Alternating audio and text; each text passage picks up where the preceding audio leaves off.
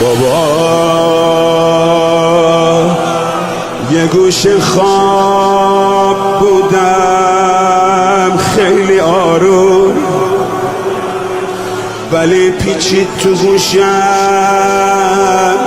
صداشو نمیبردن اگه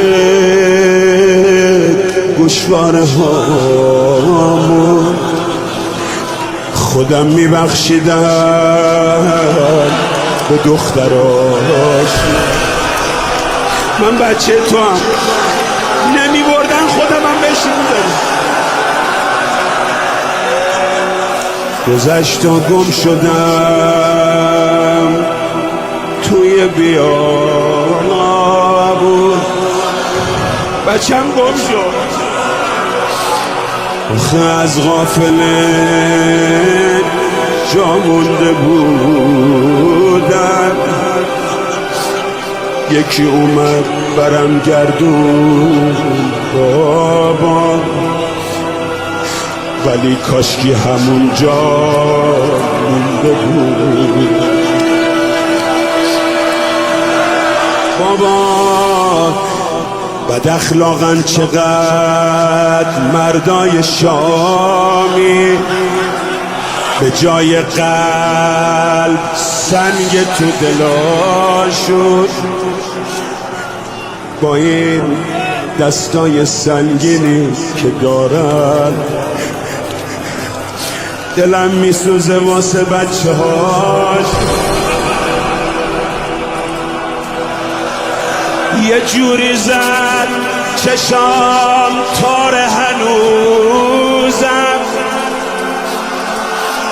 یه جوری زد ای ای ای قدم از درد خمون، جای دستش یکم بهتر شد اما جای انگشترش رو صورتم.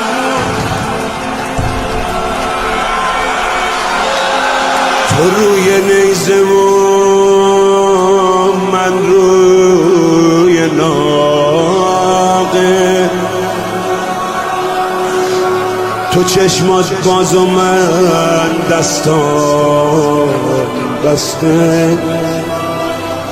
چقدر شکل همین بابا نگاه کن، منم مثل تو دندونم. به ما آسمون میگفت شمع شمع سون منی، یاد عموم بخیر که تو مثل عمو جون منی.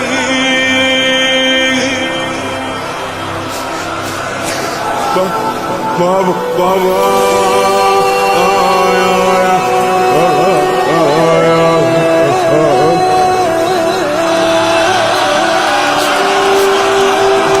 میگم به داد بچه برس به حق و حق افتاد. بابا منو به من